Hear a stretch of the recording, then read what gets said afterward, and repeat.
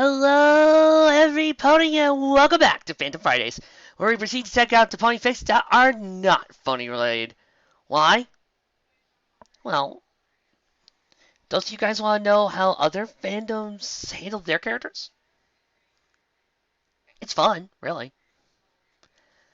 Well, after reading that pretty well done Yu Yu Hakusho fanfic, it's time to check out what other Yu Yu Hakusho stories I can find. And here's an interesting one. It's called My Little Kurama. It's a My Little Pony crossover. Cool, huh? And objection! Uh-oh. How could you possibly say that this is where we check out pony fanfics that are not pony related when you yourself are currently reading a pony fic? Well, I can explain for that. You see, the thing is, this is not FIM. This is G1 My Little Pony. Now, when I said check out all the fanfics that are not pony related, I really meant is not fanfic. In other words, any pony fic that is G1, Tails, or G3 related is a fair game. If I said differently, and if I didn't do these rules and didn't make an exception, then there would be some crossover fics that might be good that I would never actually get a chance to. So you see, I'm okay as long as I do MLP G1 through 3. But the moment it starts crossing over with them, then it goes on to the weekday channel. I suppose that makes sense. Apparently you created a nice little loophole for yourself. Well, I suppose we can let that slide for now. Besides, who knows what type of interesting fics you might be able to find. That, and I would also have broken my rule when I did My Little Pony Starfleet's Magic. And I would never get a chance to do any of Maiken's stuff if I didn't have this rule. Because let's not forget, I did do Starfleet's Magic a couple of months back. And the reason why I let that happen was because that was so far off away removed from Pony that it might as well have been its own thing. Okay, you can continue. Thank you, Phoenix. So, sit back and relax as we here at the Treeberry Memorial Library and proud to present My Little Kurama, Battling the Darkness. Enjoy. My Little Kurama, Battling the Darkness by Fawx. It's the troubling thing. No Viva Vendetta sketches! Chapter 1. Kurama, there's a pony in a courtyard. In a well-ordered universe, there are rules and balances regarding the proper way to start a conversation. There's a pony in the courtyard brings conversation to a level that is definitely disconcerting before even having to say hello. Yeah, I could see where you might mess up on that one. Kurama reflected on this and leaned away from his desk, shuffling through files in a quietly desperate attempt to distract himself from the question he inevitably had to ask. What? Well, it's pastel and it's got wings on, but it's a pony. She was sitting uncomfortably in front of the long desk where Kurama ran Gandhara's affairs of state. Yelming may very well rule the place, but Kurama made sure the kingdom and its colonies ran like a finely tuned clock. Oh, I get this is after the show. Rarely anything got past his notice. So, ponies with wings on were the general area of myth and credibility. Really, he had no time to pranks. He stared hard at Chu, who began to rock from one foot to the other. Look, it's like this. Me and Jen and Cece were just sitting here minding our own business. You mean standing there guarding the alchemy tower like I ordered you to? Kurama interjected smoothly, turning back to his paperwork and keeping half an ear on the expansion. Yeah, exactly that. We was doing that, and there was a flashing light, see? And then we all saw got what, and Cece started yelling, pointing out, and there was this piggy blue thing in the courtyard. So we all went down, leaving a post on man, and the alchemy tower open for just anyone to walk into. Kurama murmured, dancing out lines on a page with red ink. Chu winced at this and rallied. Yeah, so we go down there, and the piggy blue thing is kind of this. Chu fumbled there, who was having an internal debate as to whether he was more distressed about telling Kurama that there was an identified creature in the palace, or he was being embarrassed over the one-grown demon having to tell the boss man about the morally sparkly pink and blue winged pony from a magical land that was demanding an audience. Really? Technically, Firefly isn't all that sparkly. And I'll punch whoever says so! He choked, looking down at the distressed Kurama to his use. Well, anyway, her name's Firefly, and she wants to talk to you. Kurama carefully set down the document, that had been taking up less of his attention than he wanted. Classes out to get together and smiled at the desk at you. The pink and blue pastel pony with wings on is named Firefly, and she wants to talk to me. He surmised, his voice at the level of sleep, and interested that meant someone was likely to get done and quartered. It's Kurama.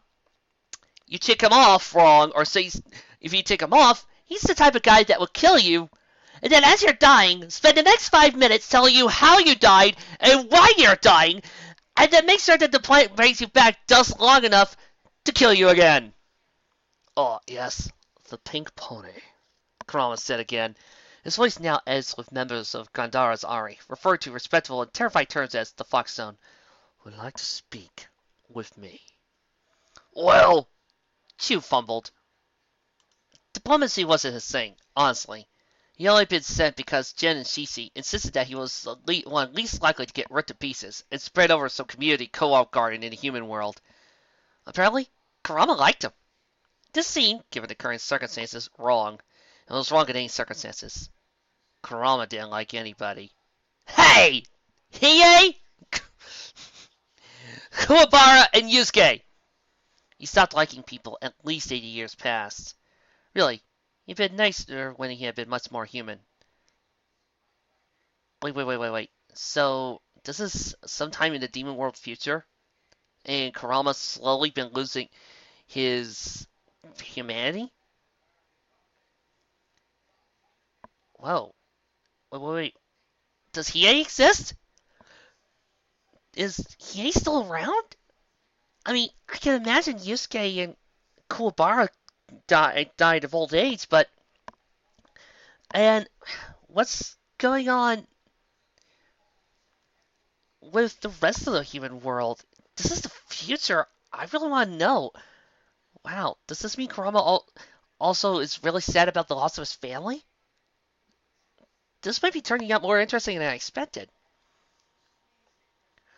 All was not well in Ponyland. Until recently, life has gone on as normal. The ponies lived and played with their soft-cornered lives as they always did, joined usually by Spike, an assortment of other inhabitants of Dream Castle in Fire Valley. It had been Wind Whistler and Galaxy who first noticed that things weren't quite right. It was so subtle at the beginning. Winds had gotten more fierce, rains more frequent. Oh my god, Erebus is starting up again! Run! Younger ponies had complained, mostly about the spring festival being ruled by the cruel winds of fate and clouds. Not much commentary had passed otherwise. Gosh darn, if only they had used the heart of Ponyland to be able to combine the powers of the princesses to give Pegasi the ability to control weather, this would be so much easier! Yes, I love elements of Harmony Save Your World so much. We'll have to send someone for help, Galaxy said, staring up as she could pierce the clouds with her sight. So desperate was she to see the stars again. Windlaster shuddered. Their last human companions had aged and died years ago.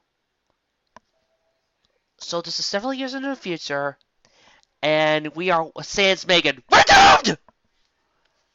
In the timelessness of Dream Valley, their only regret was ever making mortal friends. No one spoke of funerals here. Death was but a distant nightmare to ponies. Tell that to Mimic! Glimpsed in only the still bodies of fallen friends, gone to that hazy, indistinct better place. Though no one could imagine a place any better than Dream Valley. Again, explain Mimic. She was going to die. But go where? Wind Whistler asked. Once we had Megan independent, other times to go to the horseshoes.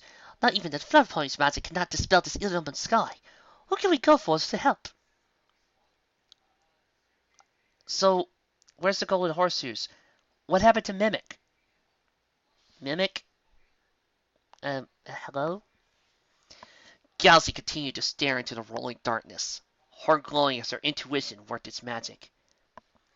To the ones that sent the darkness, she said finally, her voice like a distant dream. Send Firefly west, to the metal palace beyond the distant mountains. Wind was surprised, alone, aghast. What? Alone? You cannot mean that! It is far too dangerous! She pulled back when Galaxy stomped a very final hoof on the cobbles. There was silence. Wind Whistler bowed her head. Once, this would have been decided by committee. Now it seemed that Galaxy ran the circus. Wonder what Queen Majesty's doing right about now. Woodwhisper could feel the resentment inside her. It silenced, letting it boil. Send Firefly!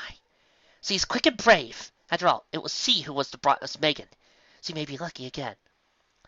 And what if she fails? Woodwhisper asked, her voice full of false timidity. I have a feeling she will not. Give her the pendant. It must be our token of goodwill.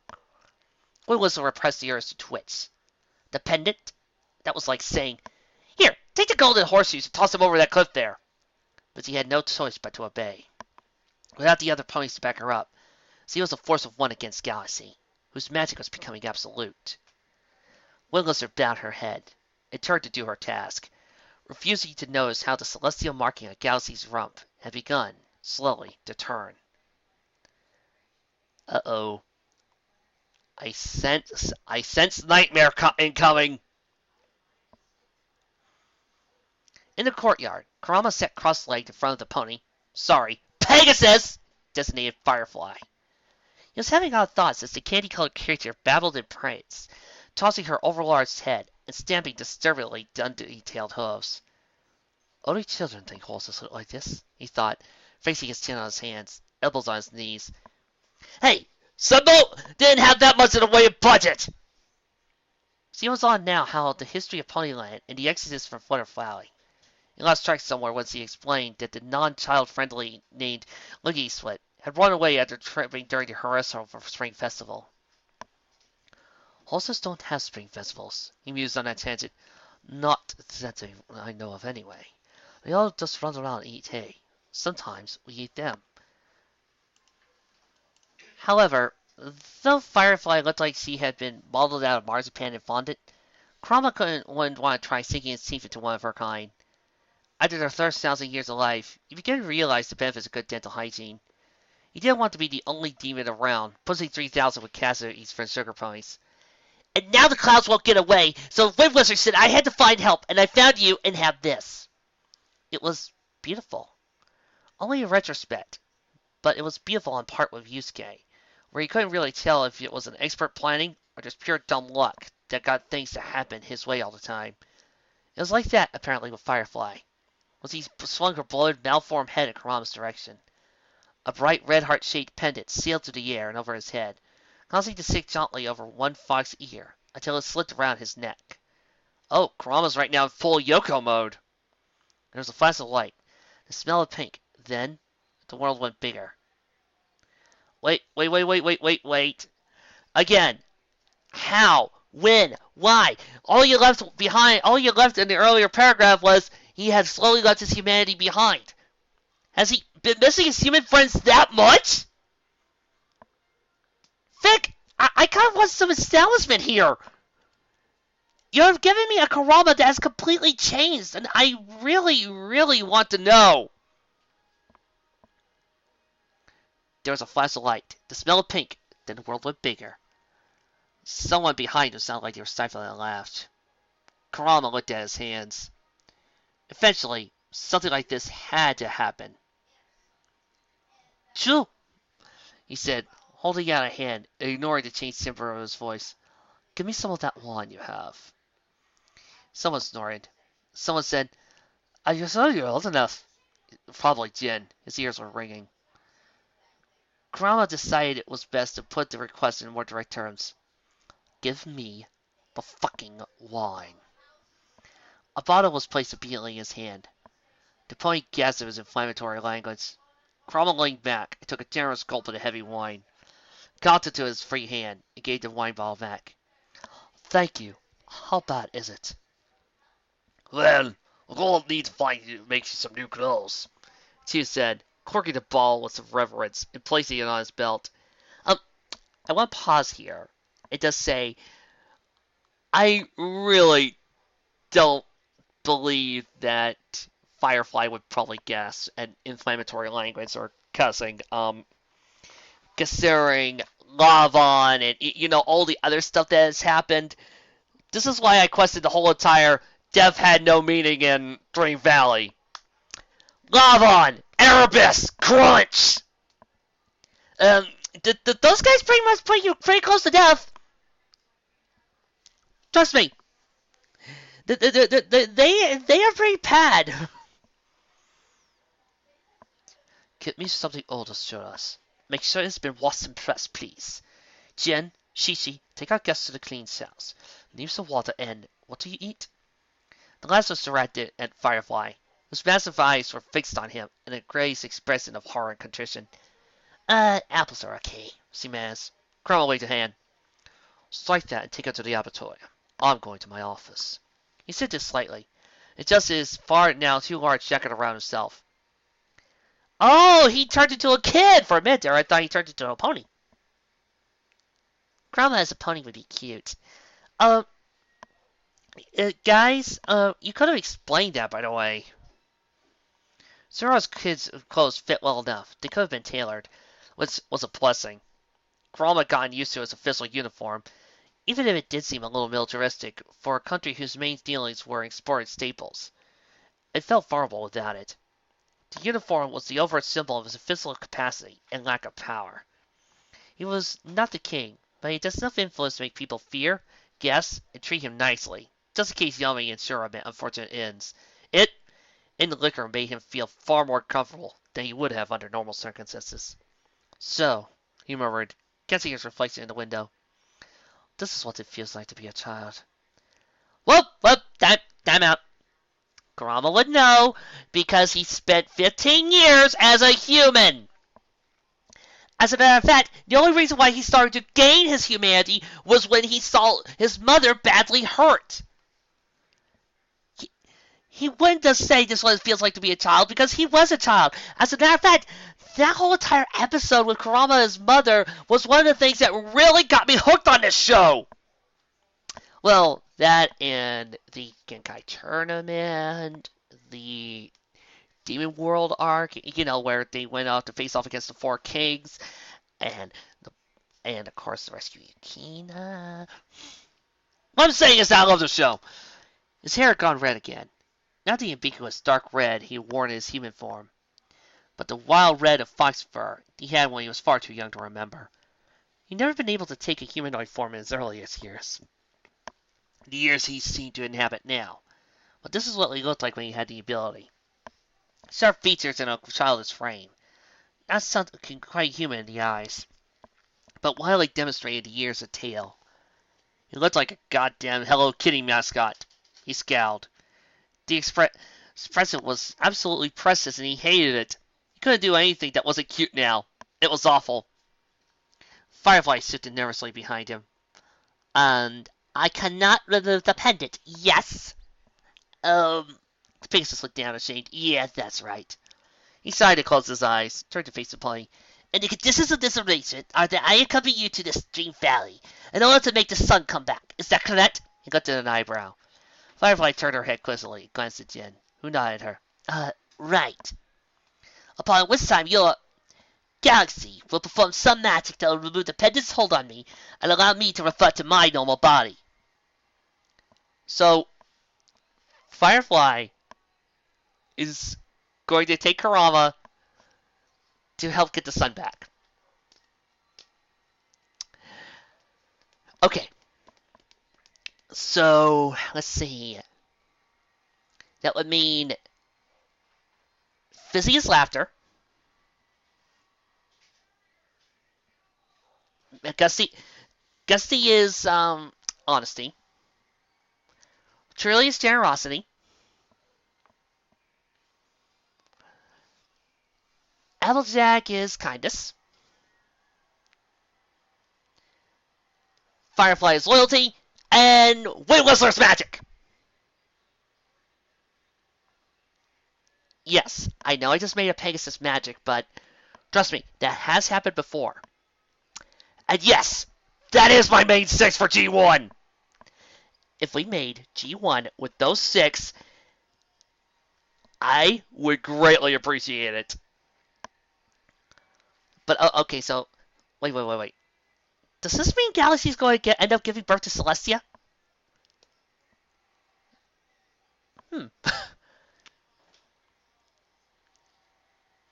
pony nodded. It's Kurama sighed again. I suppose at this juncture I have no choice to comply. Jin? The Windmaster perked up, grinning smoothly at him. Kurama repressed a smirk. Toya is my second in command until I return.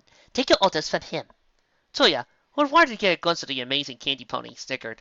Kurama nodded and turned to Firefly. The pony stood, with as much dignity as he could muster. Kurama climbed onto her back. He strutted as a simple teen.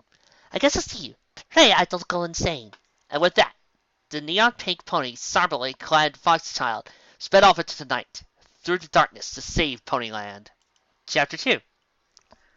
The thing about ponies is, Kurama thought, is that they really don't get things like atmosphere. Like the atmosphere up here in the sky, in the dark, stormy sky, where it was freezing cold, and the only light, mind you, came from gods. He couldn't even force himself to look at it. The description would have to be something solely the responsibility of narrative. The only light in the sky came from Firefly, glowing in pinky blue phosphorescence against the black clouds.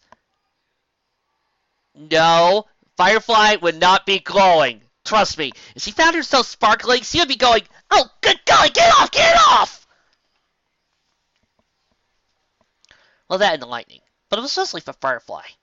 Firefly the Pegasus, on whom Kurama, a 2,000-year-old demon shoved into the body of a child, was inexpertly mounted.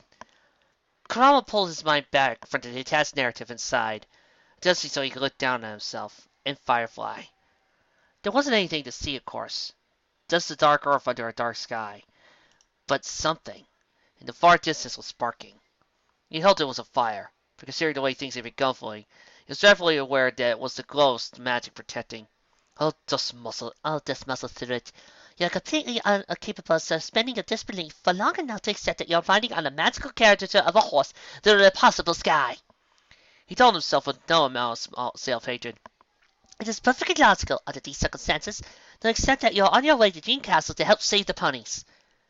Yusuke, rest his mad soul, would have left himself sick. He would have waited a few seconds after that explanation to allow Kurama a prayer before demonically enthusiased. Wait, hold it. I have to ask here. Yusuke and Kuwabara, I get why they would be dead, why they would be gone, old age and all that. But why isn't Hiei here? Why hasn't Hiei showed up or said anything? Why are we treating like Hiei's gone? Hiei is a demon as well. He should be here. He should be here at some point. We should have some Hiei moments here. But no, Hiei is gone. Somehow. Why? Come on, Vic. I would like us a little bit of an explanation here. Kuwabara would have thought it was cute. Kuwabara would have been a much better person for this job. But Kuwabara was long dead, alas, and so the ponies came to him. Kurama nearly leaned forward to speak to Firefly. But, oh gods. Did I accidentally almost say Fluttershy? Sorry, I'm so used to the weekdays. But then remember that, unlike the cold, the pony seemed impervious to more than just enough wind to set her hair flying behind him. Talking would be easy peasy. Trying not to think about how physics was being hurt in new and unsettling ways would not be. Last Street Valley, then?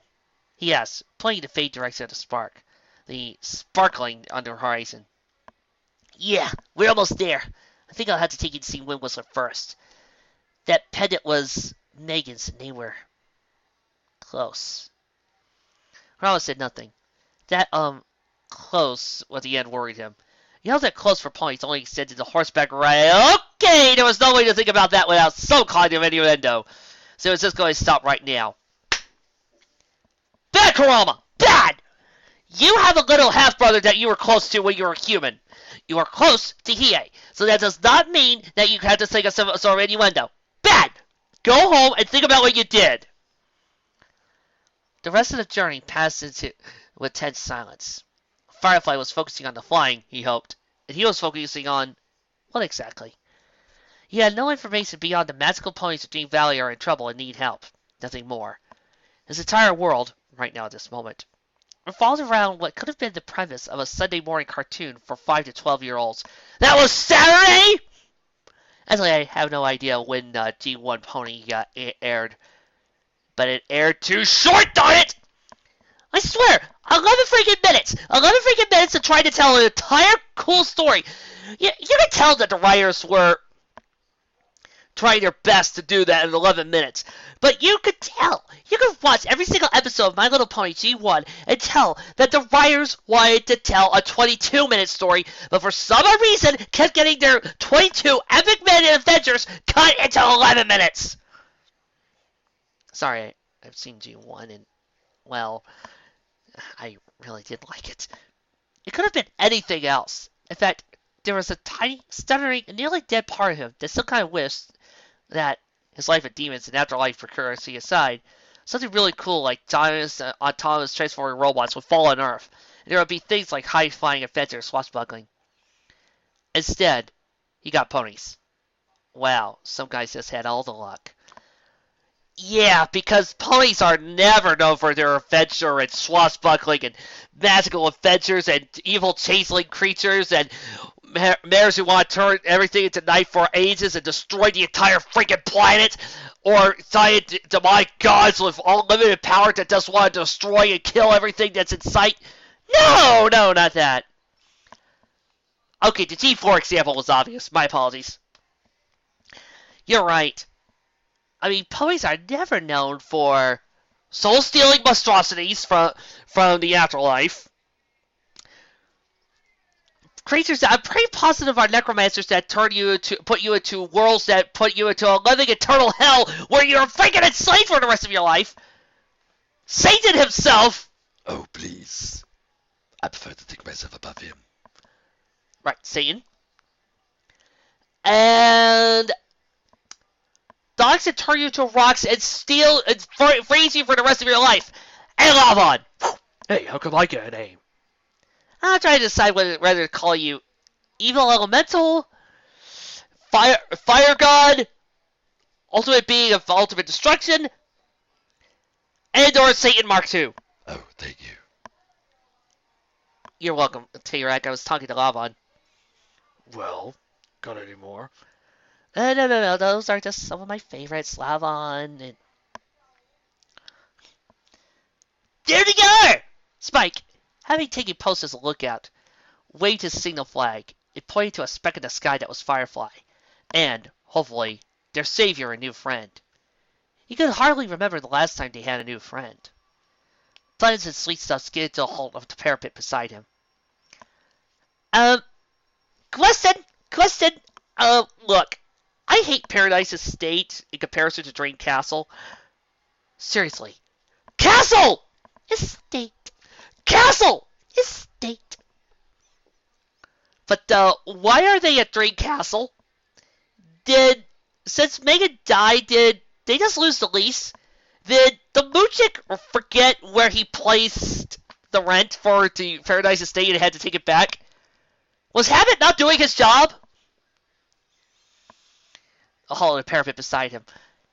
I see them! Lisa gasped, her voice lost under the chattering, happy, prancing buttons, as demonstrating for a moment. I knew it! I knew Firefly would have let us down! Didn't I know? She punched Spike with a forehoof. Yes, as a matter of fact, I did know. Please tell me Surprise shows up at one point. Or Sparkler. I would love it if we had Applejack. Gusty. I really like Fizzy. Don't know why I like Fizzy so much. Shady. How about Ribbon? What? I like Ribbon and her daughter's story. You know, you cannot look at this screen and tell me with a straight face that if Ribbon and Baby Ribbon were made today, they would be like Derpy and Dinky. If the fandom was as large as it was today, as it was back then, you know, we would have leapt on to Baby Ribbon and Ribbon's backstory, and we would have turned them into a tragic, heartwarming family filled with ups and downs that they would have grown past their disabilities. Spike forced a laugh and shooed the ponies aside. Unicorn and Earth Pony alike clattered back. They could root for Firefly and a new friend to land. None of them noticed Swim Whistler until she was beside them, staring up at the ever-nearing speck of Firefly. Oh, Wind Whistler! Spike stuttered. grabbing and twisting his tail nervously. He may no longer be considered a baby dragon, but he never really grew up. No one was more aware of this than him. No, for he was Spiker the Old, the most powerful God King Dragon. I'm sorry for referencing elements of Harmony and Savior Worlds again, but I really love that fic. Someone's a dead galaxy, Wind Whistler said, giving a pointed look at Buttons and Sweet Stuff. Buttons sniffed, Sweet Stuff shrank. Both of them got the message and trudged away. Spike watched Wind Whistler nervously. Whatever she wanted to talk about couldn't be good. Do you trust Galaxy? Spike kept his mouth shut to keep from stirring. Let the sentence form entirely. He took a breath. Don't you? Once as the started kept him from momentarily tossing out that line. Wind Whistler could be fierce when she was angry, and her being angry was becoming a common occurrence. Well, that's something not to be known. Wind Whistler being mad. I mean, yes, he could be, but she's usually got a very emotionless face. What was causing her to be so mad? Well, I hope to explain later. Wind Whistler stamped and glared out at the corner of her eye. I trust Galaxy to act in a way according to her usual behavior. So, you don't trust her? Spike sighed heavily. It was her idea to send Firefly to... Yes, it was. You know, people ask me why I love Wind Whistler so much. And I look at them and say, because she's awesome, has a good emotional range, and has a very good scene at one point in Crest the Rock Dog. I am going to immobilize them and paralyze them. What are you going to do about it? Go ahead. I don't care. I despise these emotional airheads. Do you think I want to hang around with these romantic idiots? Fine then.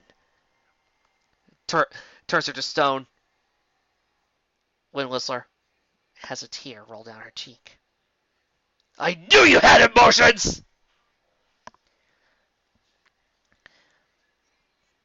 I wonder what she'd be like, Spike mused. Our new friend, as he comes through there. Even the Care-Bears couldn't be able to make a child come from that place care about our plight, Wind Whistler said icily. For all that they and the Colored Kids were allies, they had been particularly useless lately, once the clouds had come. Well, of course, Care Bears are freaking useless. Hello! What? Have you seen the bad guys they fight? Cold Heart, No Heart, Dark Heart! That book! They're pansies. Give me the G1 bad guys any day! Then again, I would just love to see No Heart try to be up with T-Rex. Behold, I am No Heart! I am the fierce! And I'm T-Rex. I'm Satan. BAM! Cold Heart, I'm an evil scientist. I'm Erebus. I steal shadows. Boo! Whip!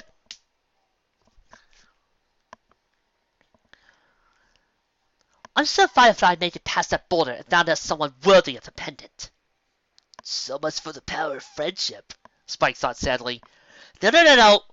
We need to split that pendant up into 6 pieces and give it out to Wind Whistler, Firefly, Applejack, Gusty, Truly, and Fizzy.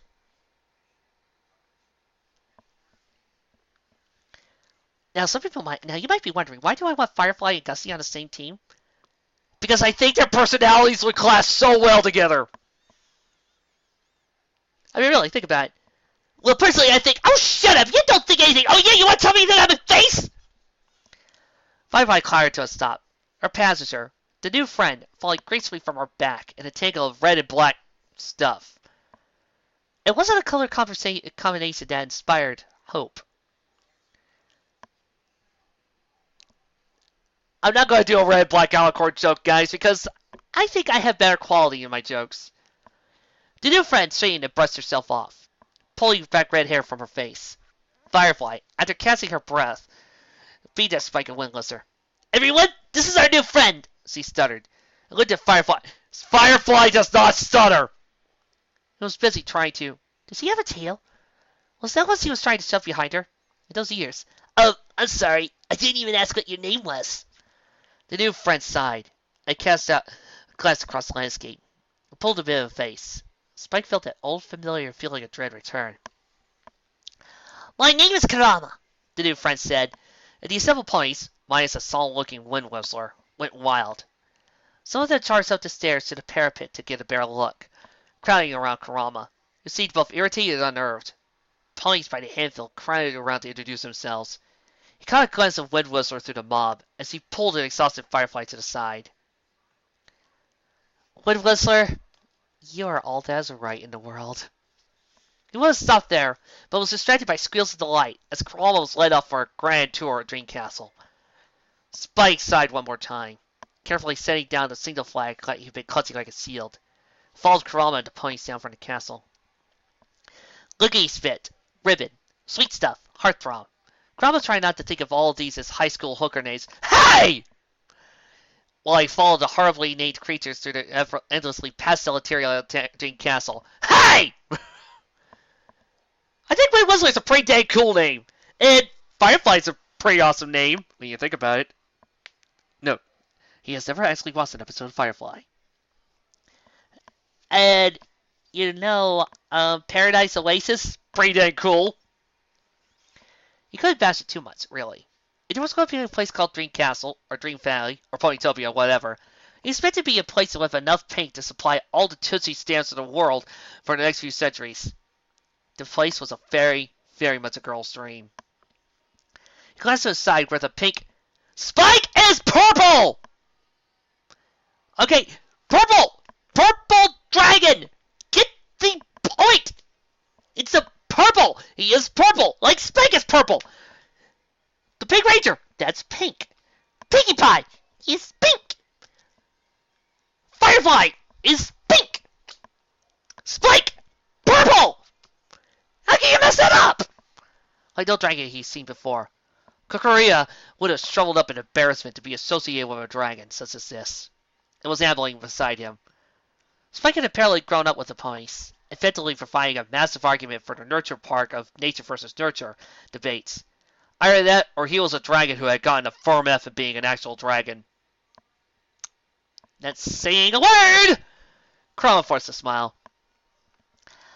I have to confess, I'm not exactly sure what I'm supposed to be doing here, he said, trying to sucker a conversation that would be variations of tee-hee and gosh. Yeah, because Megan has been known to say tee-hee and gosh all along. As a matter of fact, I think I got an image of her saying tee-hee to a dragon right now. Leave it alone! Start. See, I did that, and I didn't make a reference to Elements of Harmony, Megan. Well, Spike scratched behind his ear, glancing Kurama up and down. Kurama guessed the dragon couldn't get quite over the ears and tails. To be honest, neither do I. We're just relying on the old formula of send out the pendant and hope the right person comes back. Well, yeah, but personally I prefer to have Galaxy pick 6 random ponies and proceed to send them out to find elements of power. Either that or get freaking Mimic on the case! Good golly! The sender of the original unicorn, and nobody's thinking, you know what would be a good idea? Send Mimic! Though, I'm still trying to figure out why Mimic has a little bird on her flank.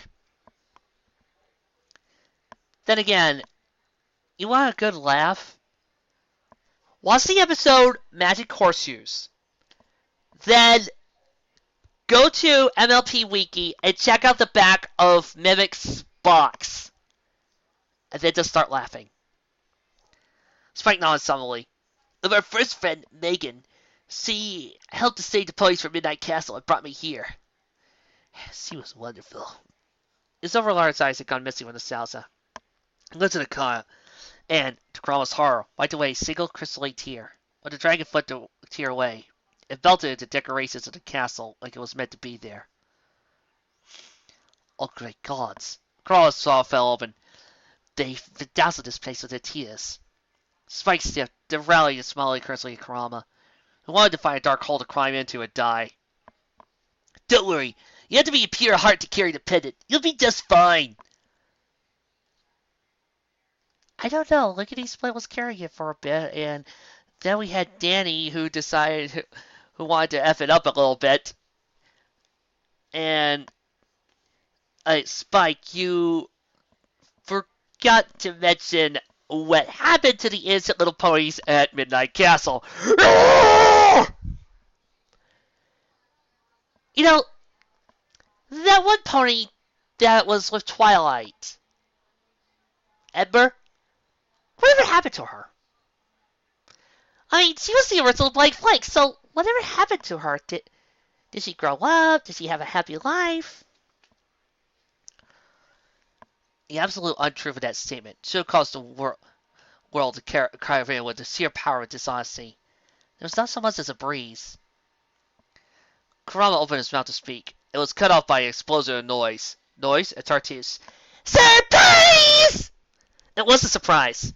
One of the Pegasi, a white one with bleedingly yellow-green hair, no blonde, not the one on his butt. Hose planted firmly on his chest. You're a new fit, I bet! The Pegasus screamed. Its manic grin is still in Kurama with more fear than he felt facing down sensually.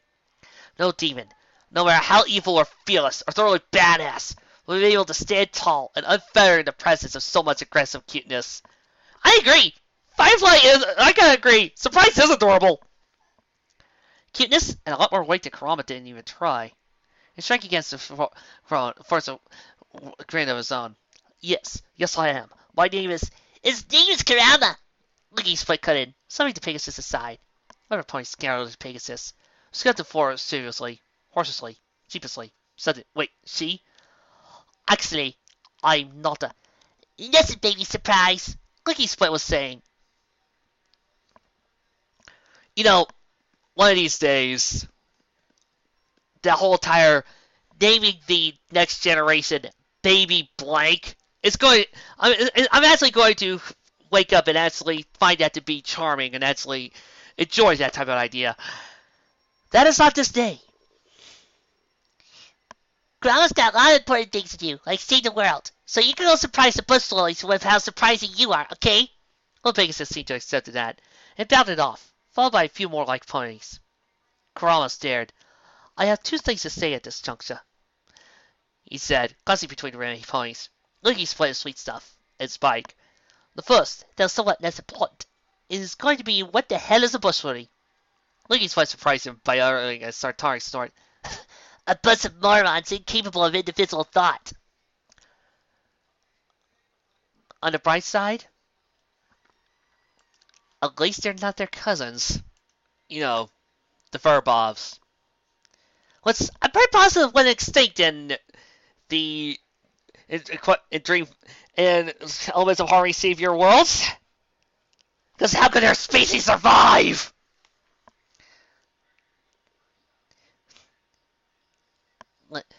Kurama made a flash decision and put Licky's spit down on the ponies to like. It was a short list. They pretty much exist to be soft and cute for babies to play with. Sweet stuff. Oh, Dad had said might say something. Subtle shyly. I like them. Licky's foot rolled her eyes again. Well, of course you do. They're the only ones who don't make you let's. Spike put a paw down between them and forced a happy smile. Just leave it at that for a while. What was the second thing you wanted to say, Kurama? Awkward silence lifted up his skirts to run on cue. I'm not a girl. And now chapter 3. And now chapter 3. Excuse me one sec.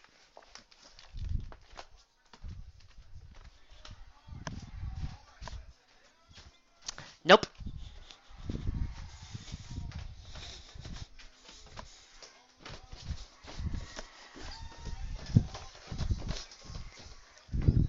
Nope.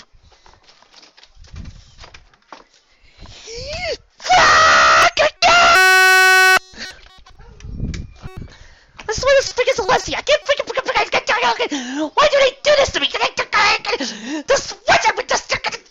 Why would you do it? This is why I always check to make sure a fic is completed before I do these things. Or at the very least, I give a few chapters or presentation. I just die. Well, as much as it seems unfair to, let's look at the fic as what we got here. It's with a side of. Uh, I kind of dislike the fact that we have Yoko Kurama, and Kurama essentially dissing his human side for what amounts to no good reason at all. Well, it would be a good reason, the death of his three friends, if there was more to it. Add a little more to it. You say that, oh, well, Kurama has become darker since the death of his friends. Well, okay. Show. Mention a little more of that. Because, as it stands, it just feels like Kurama is doing this just so that the author could have Kurama being snarky and a-holish. And if you wanted to do that, then why not use Yusuke? Why not just throw in Yusuke Urameshi instead of Kurama? But nope. Demon Kurama lost most of his humanity because of his friends are dead. Which brings me up to my another point. You say his friends are dead, but what about Hiei? What happened to Hiei? Is he still alive? I can understand Kuwabara and Yusuke dying of old age, but Hiei?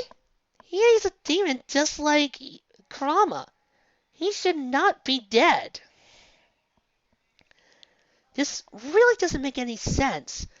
Not only that, but seeing as that most of the time in the spirit world, when it comes to Yu Yu Hakusho, you keep your bodies, then why isn't Kuwabara going into the demon world, Yusuke going into the demon world, and then them palling around with Kurama now that they're dead?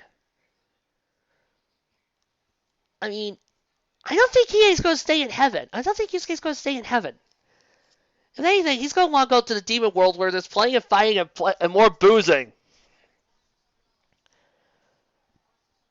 And I can understand Kurama maybe becoming a lot darker, but there are several times when I look at this and I think that this is too much even for Yoko Kurama.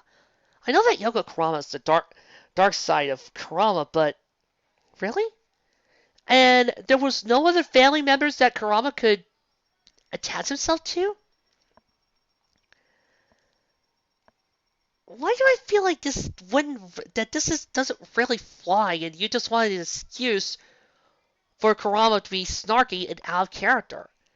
Which, however, the excuse doesn't work because as I read this, I don't feel like I'm reading Kurama. I feel like I'm reading somebody who decided, hey, you know what would be cool if Kurama snarked all the time. It doesn't feel right the whole entire way through. Not to mention, this adds to the point of descriptions. I didn't even realize it was Yoko Kurama until you mentioned his ears. I thought he was staying looking human, but nope, it's Yoko. I would like to have known that this was Yoko Kurama. Or a little more clarification that this was happening several years into the future. It is how many years into the future? You say 80, but that could mean anything. Really? Oh, and Botan doesn't visit him? I mean, last I checked, Kurama had a bunch more friends, and his character arc was him allowing his human side to take over more. Even to the point where he started realizing he didn't need Yoko anymore. The potion he would take to make himself into Yoko was becoming weaker and weaker due to the fact that his more human-like nature was taking over. So all in all, this really doesn't feel like this is to be Kurama. This feels like this should have been Yusuke in Reiko's place during this. Which probably would have been cool. Oh, and by the way, I knew this was incomplete before I read it, but really, it was a Yu Yu Hakusho and MLP fic. How many times was I going to get a chance to do that with G1? Speaking of G1, you know, the years have history has a funny way of messing with you, don't it? I can only imagine myself pre-Brony and pre-watching the full series of G1 to have been more alongside the mocking of G1 along with the author. I probably would have been laughing a lot more. But here's the rub. I have seen Friendship is Magic by this point by now. I have become a brony. I have watched six pastel ponies take on Satan and a Maleficent XP. I have read Elements of Harmony Savior of Worlds and seen how badass Megan is. I have seen the entire series of G1 by now. And I have seen and met with Wind Whistler, Gusty, Truly, and Fizzy. I know their characters now. So what once would have been me laughing my butt off at them parrying it and going, ha ha ha ha, take that, you misconformed characters, has now become to me going, you know, this feels like all you did was watch the Nostalgia Chicks review of MLP, then you proceeded to watch, then you just read TV Trump's article and just went from there. To which I could say, yeah, I've kind of grown to not like the Nostalgia Chicks review of MLP nearly as much as I do, as much now as I did back then. And I feel like going, because, the girls have faced off against some pretty dark crud. I've already pointed out Erebus, who steals your freaking shadow! And if this was the One Piece world, they would be dead. Lavon, who wanted to, use the power of the Heart of Ponyland to basically destroy everything. Grogar, who wants to put you into his own personal slave quarters forever. And Lord T-Rex. Nothing needs to be said, just Lord T-Rex. I mean, when I said earlier that I find the MLP villains to be far more menacing than Care Bears, I freaking mean it! Okay, I mean it. They are far more menacing and scary and a lot more tough. It doesn't help that each one of these guys only lasted one episode. So, yeah, now I'm on the side of, well, no, you're kind of getting Firefly's character messed up. As a matter of fact, the only one that I felt was truly a character was Wind Whistler. As a matter of fact, the idea that death doesn't exist in Dream Valley ranks right up there with death doesn't exist in Equestria as things that I'm just going to laugh at. This is me. No, tell that to all the Bowie. Tell that to Mimic. Yes, I still love the Golden Horseshoes.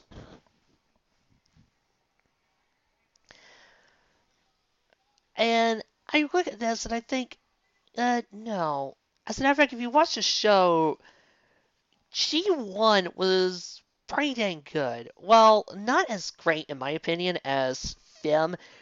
G1 was still pretty dang cool. As a matter of fact, I always have this theory that had the internet been as big as it was now as it then, and had the internet given the ability to get all these bronies together, I have a feeling G1 would have been very, very, very more popular because of all the things it had. Bronies could have existed back then.